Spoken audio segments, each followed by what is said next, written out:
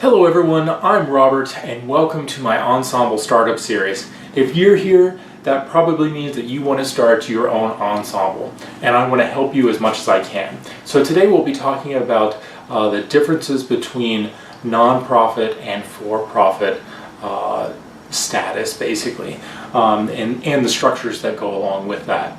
So first, let's look at and now it's important to keep in mind that while these are two different things, they're not fundamentally different. They're both businesses, even the nonprofit.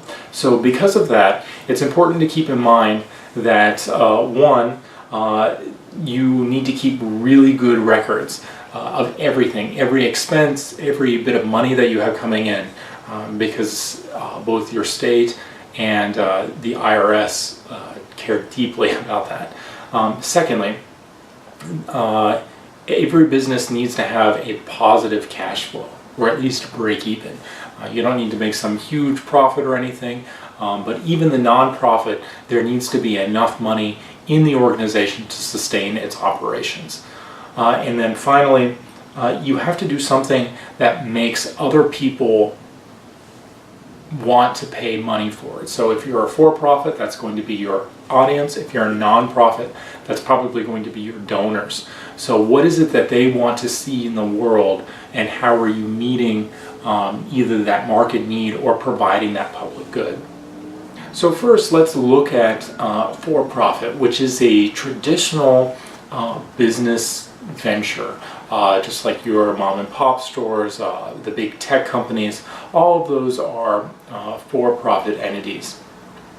And basically with this, the primary goal is to have is to make money. Now that doesn't mean that you can't have some broader mission. And in fact, if you look at all the really great companies, they have some other mission than just to make money. If you look at especially the tech companies, Apple, Google, Facebook, there's something else that's driving them besides just making money. That's part of what makes their story so compelling. And so if you decide to go with a for-profit business, you should come up with a mission statement that makes your story equally compelling.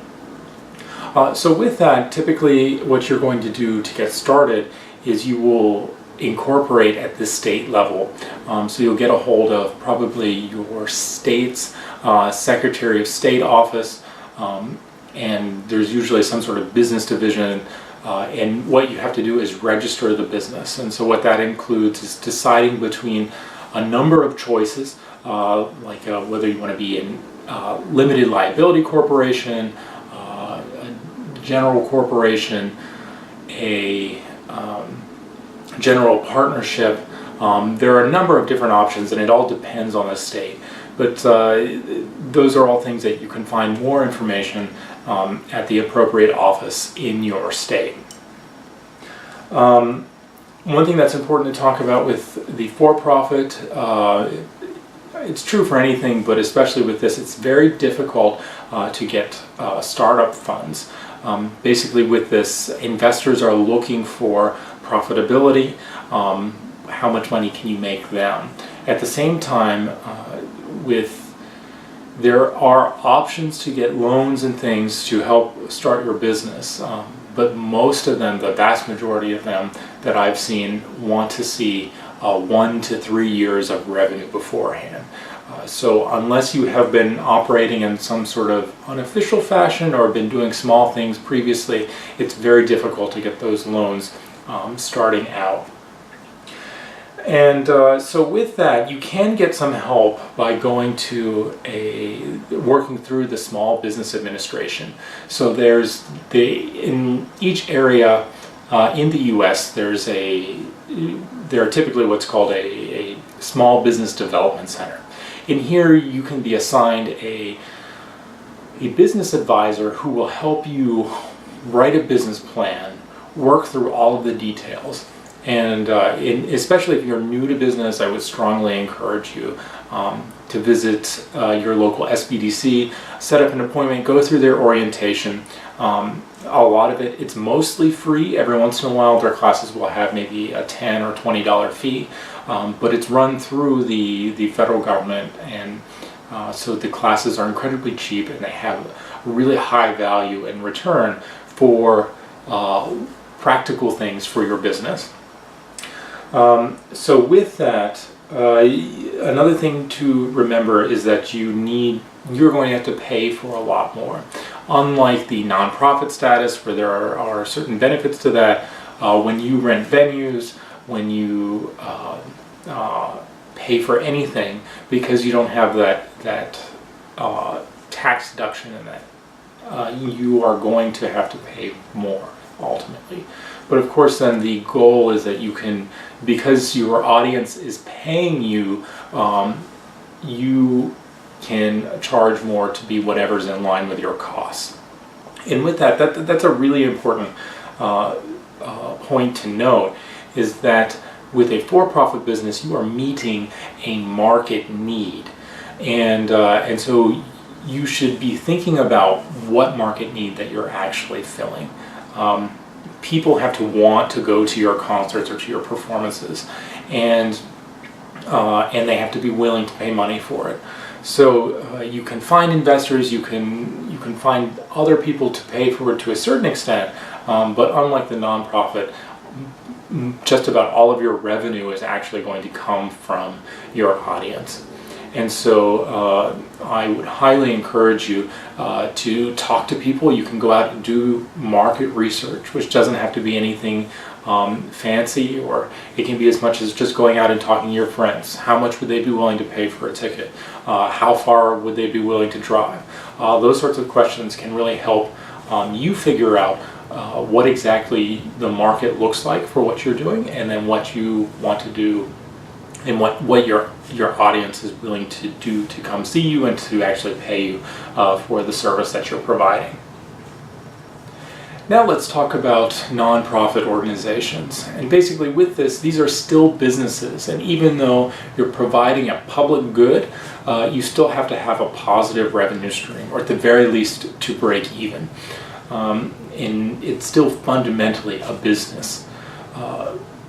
Basically, the primary difference between this and the for-profit is that the IRS recognizes that the mission of the organization is of great benefit to the public, and so that allows you to give, when people give you money, you can provide a tax deduction for them, and then you also are not required to pay a lot of taxes that most other businesses are as well.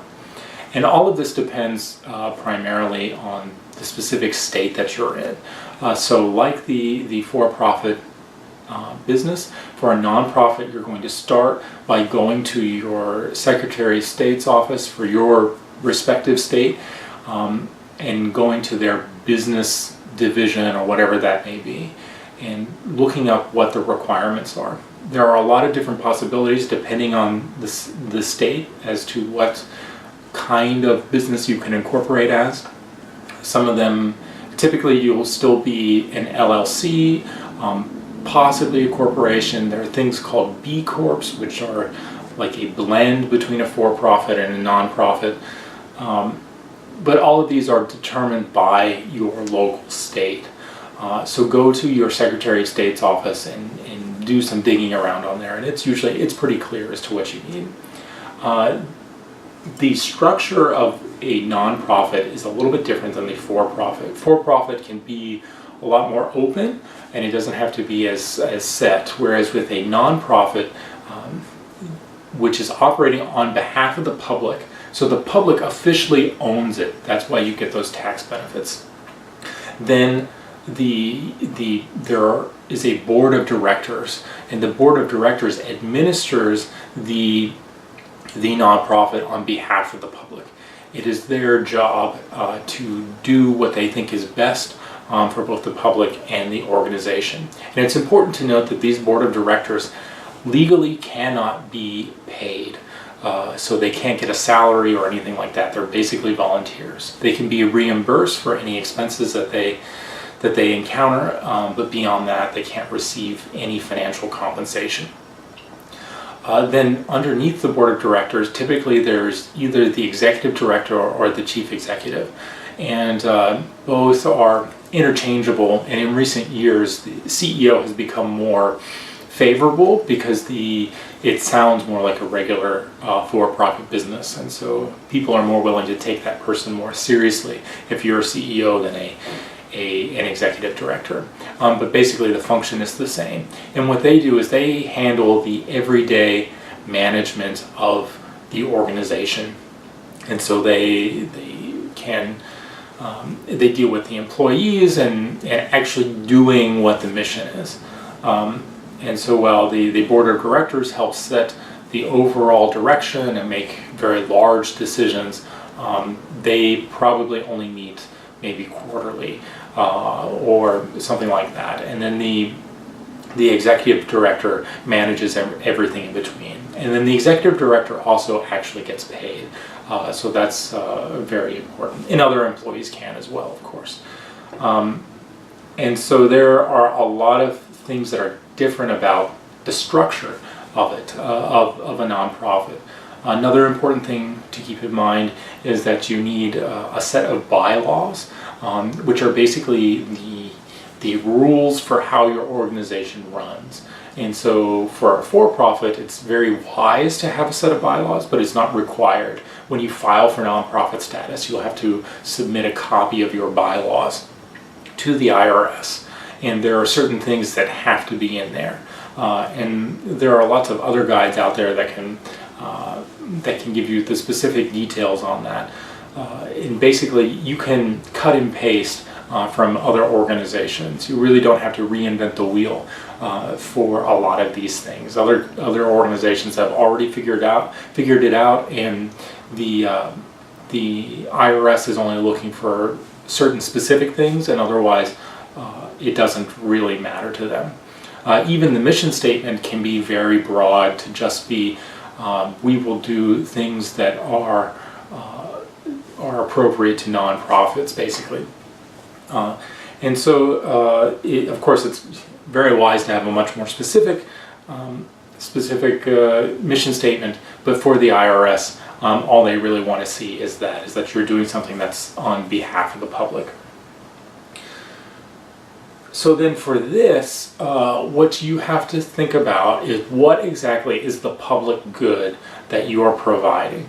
And I think this is where, and now the more specific that you can be, the better off your organization will be as you recruit your board of directors and as you ask donors for money. Know who exactly is your audience going to be, who is going to benefit from your organization. So I would encourage you to think about that ahead of time. And at the same time, who is going to pay for it? Because of course, audience members, you can charge ticket prices. I mean, that's charge admission for your concerts. That's fine. But typically, most orchestras, for instance, the majority of their money does not come from ticket revenue. Instead, it comes from donors, especially huge corporate donors. And so it's important for you to be thinking now as to where that money is going to come from. Will it come from your friends? Are you going to find corporate donors, big wealthy donors? And the more specific you can be about your mission, the more convincing you'll be. And of course here, this is one of the biggest challenges with a nonprofit, is that the people who benefit and the people who are paying for it are two different groups of people typically. And so what that means is that there are competing interests. The people who are paying for it might say, hey, I will only give you this money if you do X, which is perhaps not necessarily what your audience wants. And so with that, thank you so much for joining me today. I hope you learned something about both nonprofits and for-profits. Leave a comment below. Let me know what you're working on and what questions you have about nonprofit and for-profit entities. Thanks so much, and I'll see you in the next video.